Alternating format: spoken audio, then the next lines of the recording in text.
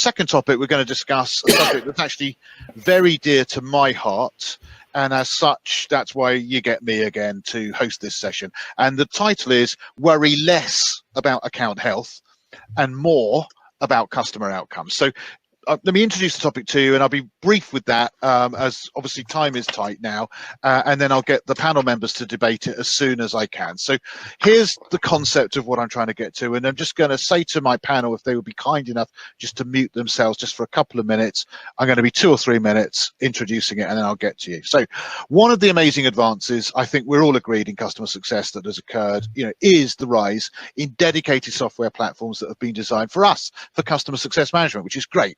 It's great to go digital, and with the right software and the right approach, these platforms can be immensely beneficial to a customer success team. And it would be difficult, if not frankly just impossible, for a customer success team to scale, to grow beyond a handful, because it's just too unwieldy to manage and control all the data using the spreadsheet approach that Rav was talking about earlier. That is great at first, but we grow out of it, and we need something more sophisticated, more complex to handle more sophisticated and complex data storage analysis and reporting needs that we have. So and not to mention all the other issues around, like providing access to it, controlling access to it, securing it, making sure the data is accurate, high quality. So effectively, I am a believer in and an advocate for the use of customer success software systems. They are essential tools. They allow us to be productive, to maintain quality, and to grow our team and scale our team. However, here's my concern. I do have a concern, and that is, if we're not careful, we may find that the software starts to change what we do. It starts to change how we function, and what we focus our time on doing, just simply because of the nature of a software tool, which helps to bring structure to us, but then it's, if you like, imposing to an extent, at least, obviously they're configurable, a certain amount of structure on us, and it makes certain aspects of the role more simple to do, which allows us to do them more and do them better, and maybe doesn't help so much in other areas that maybe we start to do less, but they might be important. That's what I'm getting at. And in particular, it feels to me that partly because the software does make it relatively easy to measure each customer using internal metrics that are the same for every customer. And of course, we all know what those are: NPS, numbers of logins, CSAT scores, support utilization rates, all of those sorts of things that we can measure per customer, and we can compare each customer, and they're all the same things for every customer. Obviously different data, but it's the same data points, the same metrics. That's great. And they're really useful, but it's not the only part of the picture.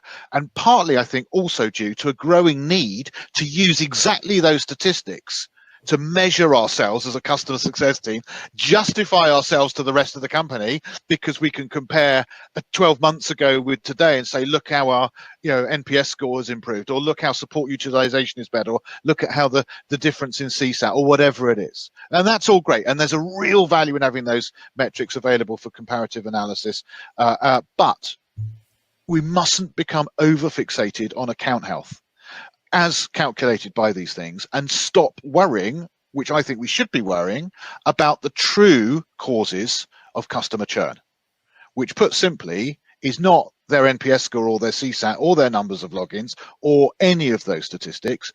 It's about whether or not the customer is realizing real value, sufficient value from their purchases. And when I say value, I'm not saying that NPS or numbers of logins don't help us with that. They are indirect indicators of account health for sure.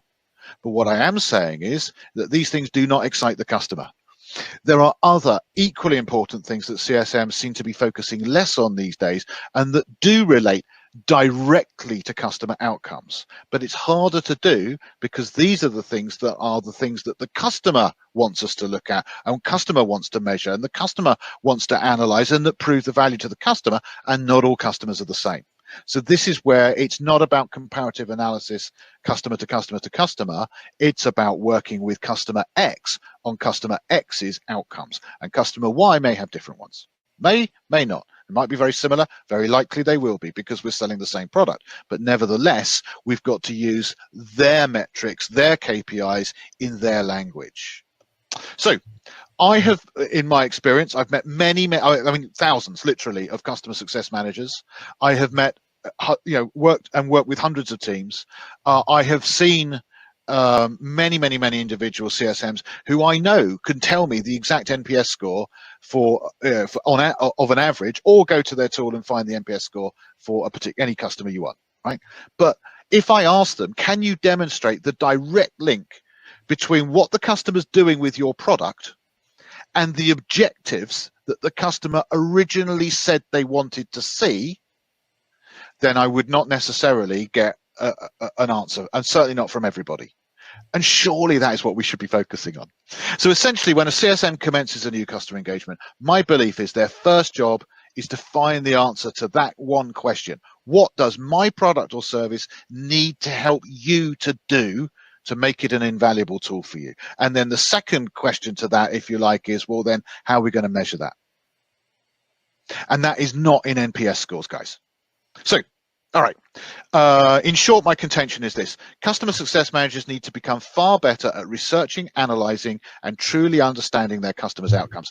Doing so will help them to become more business relevant, which is the ability to be on the same metaphorical page as the customer's senior stakeholders.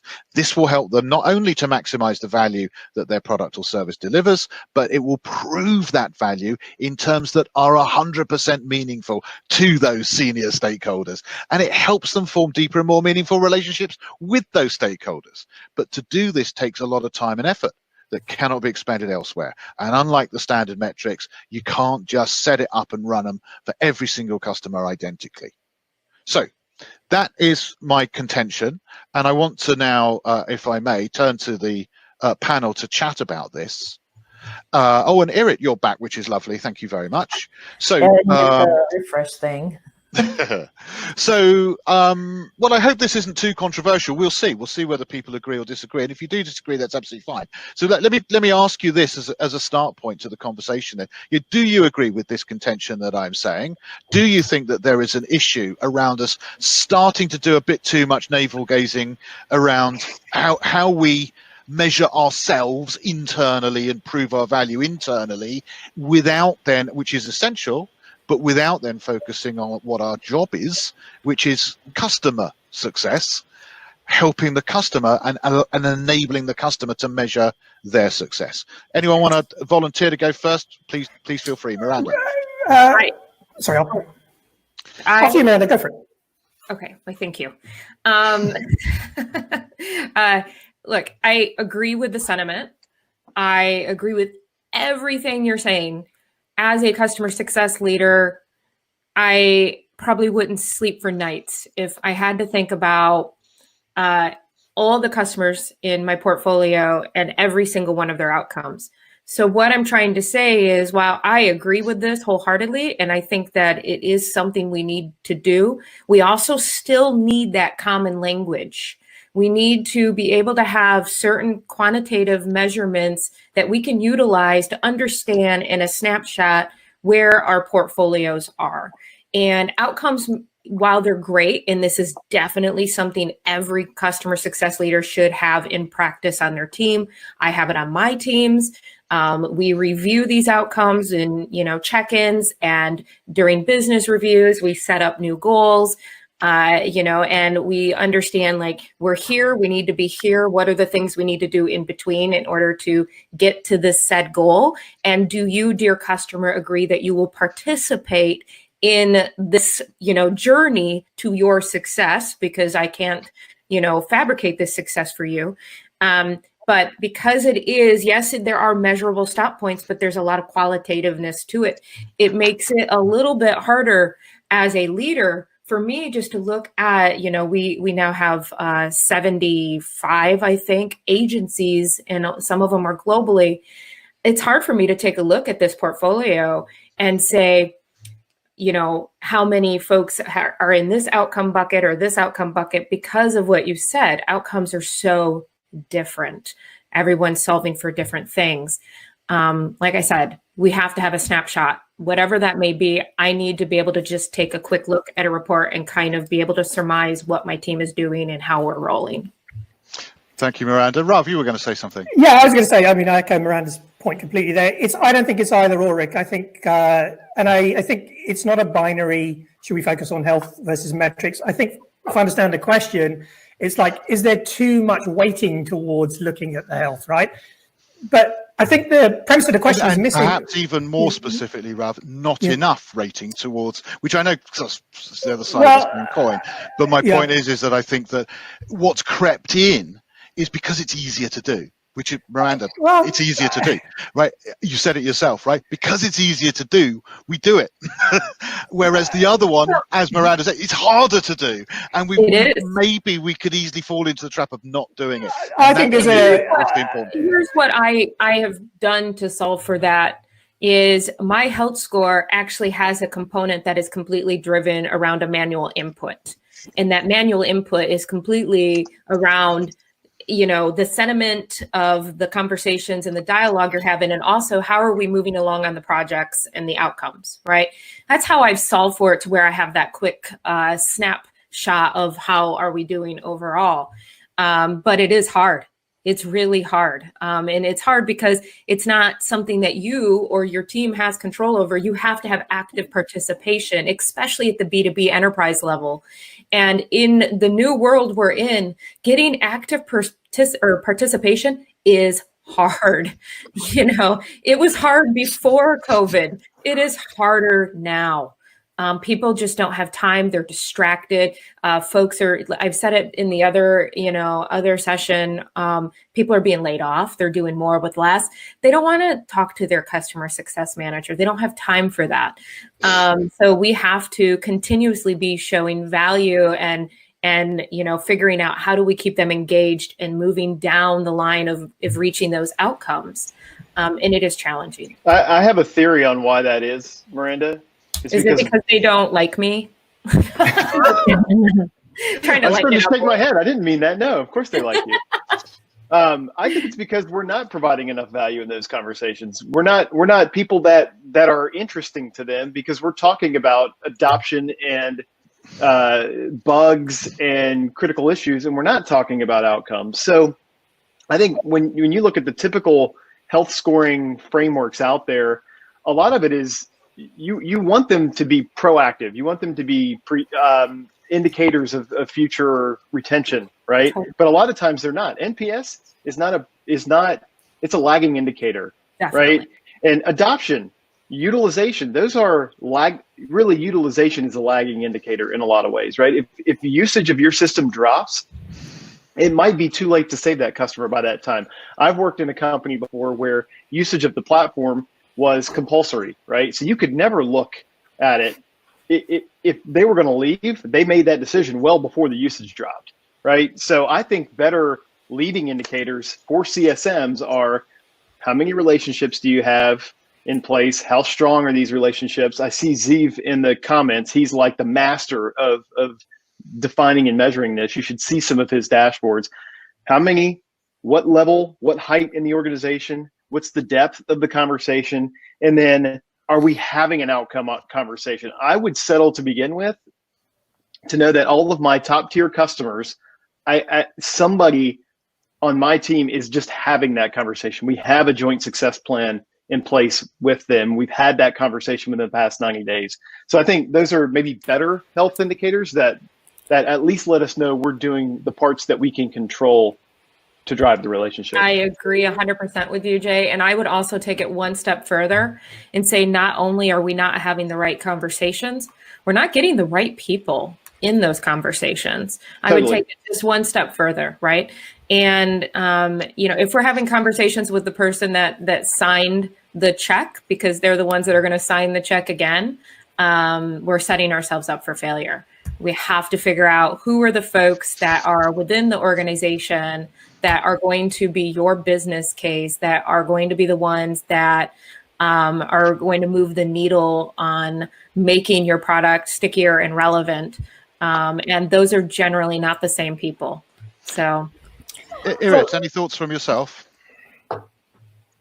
Well, I thought there were a couple of things that you said that I wanted to address. One, I hear a lot of people say, hey, you have to understand why the customer originally bought. And I get why people say that is because sometimes the sales team just doesn't tell you, and they don't introduce you to the right people and the right accounts. And then so how can you be successful? And I get that that's why people say that. But suppose that you were able to connect with the right stakeholders and ask the right questions and got why they wanted to buy your software.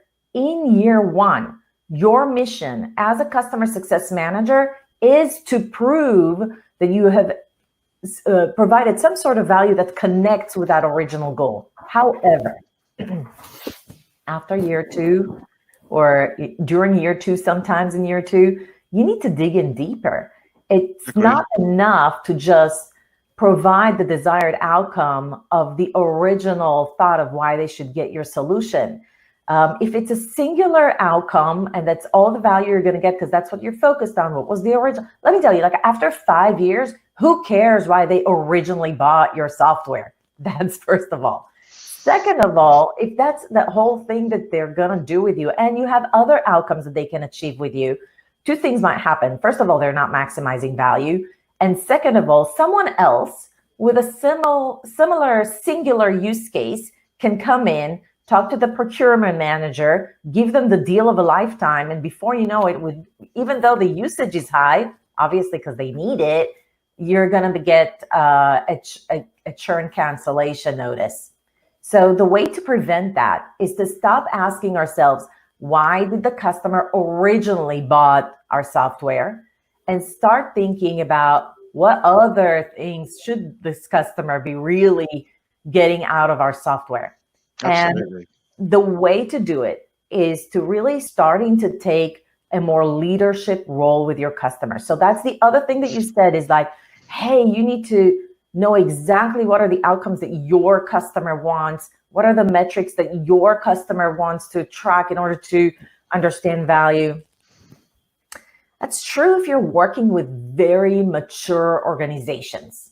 My experience is that a lot of times, even highly regarded executives don't always track the right metrics, or they don't know. No, they don't. may have come from a different department. Not everybody has this vertical, right, rise to the top. And a lot of times, if you were to be a strong partner for them, you need to help them benchmark themselves against others that have a similar team and say, hey, this is what other teams similar to yours that work with us look like if they're best in class. And that should not just include your software. You should tell them what kind of processes they have, what kind of metrics do they track. You can't just rely on the customer to keep educating you on what's important. Now, I'm not saying you shouldn't listen to them at all, but don't take the passive seat only. Be that trusted advisor. That's how you establish it. Be that trusted advisor by saying, hey, this is what I'm seeing. What are you doing? What from what I'm showing is relevant for you? And then make a really powerful partnership. And this, in my opinion, and this is how we really add value, right? But Right. the product is already doing stuff, right? Or can do stuff. Correct. The value we add is as business consultants, effectively, Correct. as customer success managers who understand the product in the sense of, not like a product specialist, but in the sense of how to apply the product to get value. And that, I think, is the crucial thing. And we have the consultative skills to help that customer on that journey, who, as you say, may or may not be mature themselves in terms of their understanding of how to do that. Christy, did you want to come in on anything? Yeah, I actually, me and Jay were messaging here. I'm like trying to figure out how do you play double dutch, right, and get into the conversation without over somebody else. Yeah, so no, I had a couple of thoughts. I had a couple of thoughts on Miranda's points as well. So I'm going to start with that since she spoke first. But with regards to the health score, one of the things that we've done is we built our health score so that green is like the ideal customer state. First of all, it's almost impossible to get there. So we're not using it as a risk indicator. I'm using it to identify what more could or should we be doing with these customers to get them to, again, that ideal state of engagement and partnership. So I'm not using it to say, oh my gosh, and I'm not reacting to red or bad metric scores or things of that nature. I designed it such that it's almost working in reverse. But one of the things that I did add into it is we are using, the way that we think about this is that to really truly understand the customer's outcome, it actually almost has nothing to do with your product at all or why they're engaging with you. right? Their business outcome, their to be state is much larger than us. We only play one small part in helping them achieve that, right? It's going to be their people, their processes, partners, different technology, right? It's a much larger ecosystem. And so I think the first thing is we have to understand what role we play as their partner in achieving that, because they might never achieve that goal. We might do our part. We might actually do everything we're supposed to, but because there's so many outside elements to them actually getting there, if we don't understand that holistically, we're never going to be successful. So I think it's understanding the bigger outcome goal and then understanding the product outcome, right? So specifically, what are they expecting us to deliver in order to get them there? And I think if we're not having that bigger conversation going way beyond what role we play, we're missing the point, right? Like, I don't think we're even having an appropriate outcomes conversation. So tactically, how we're tracking that is that, again, as I mentioned earlier, we use Gainsight. We're using our success plans and we're using our advantage on those plans to actually help us indicate what progress we're making. Because everything we've outlined there is tied to that bigger business goal. Our objectives are these smaller milestones of engagement that are very clear and very measurable. And then all of the tactics that are built underneath that help us understand how we're marching towards that. So if we're not advancing those activities and those tasks and we're not checking those boxes, then we're clearly not getting any closer to that. So we use our advancement in those plans to help us understand when we need to intervene, when we need to escalate, when we need to kind of be that voice to say, hey, listen, Mr. Customer, we're not successful, but this isn't our fault. We're not delivering, right? Sometimes it's they're not doing their part.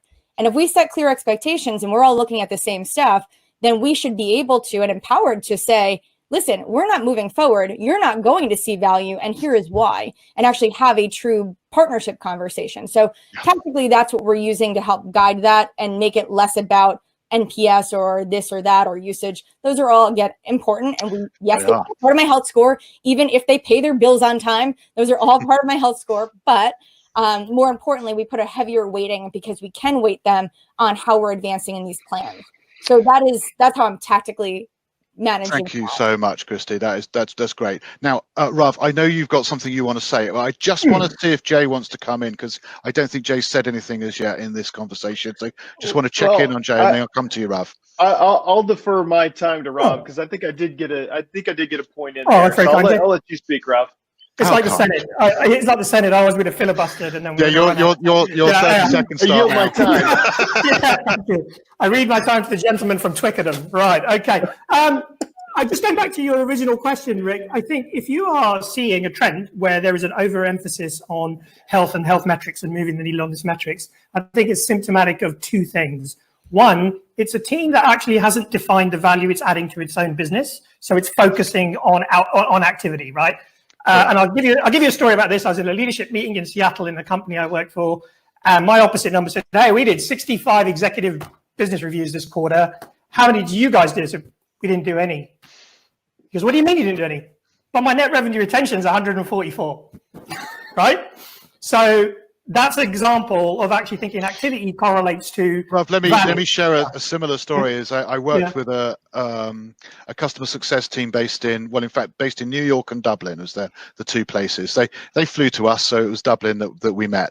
And I asked them how they measured themselves, and they measured themselves on the numbers of journeys that they had and the numbers of conversations that they had.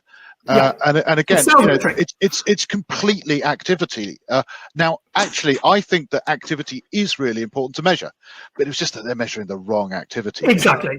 And then on the flip side of that, if you haven't defined internally what's the value that we're adding and what we're aiming towards, and that's probably because you're actually not aligned as a team to a headline metric that's important to the business at the stage that the business is in. Yeah. In the early stage, it's probably going to be a product-related metric, time to value. Later stage, it's probably going to be a sentiment metric. Latest, even more mature stage is going to be a revenue metric, right? If you're not aligned, you've just got activity.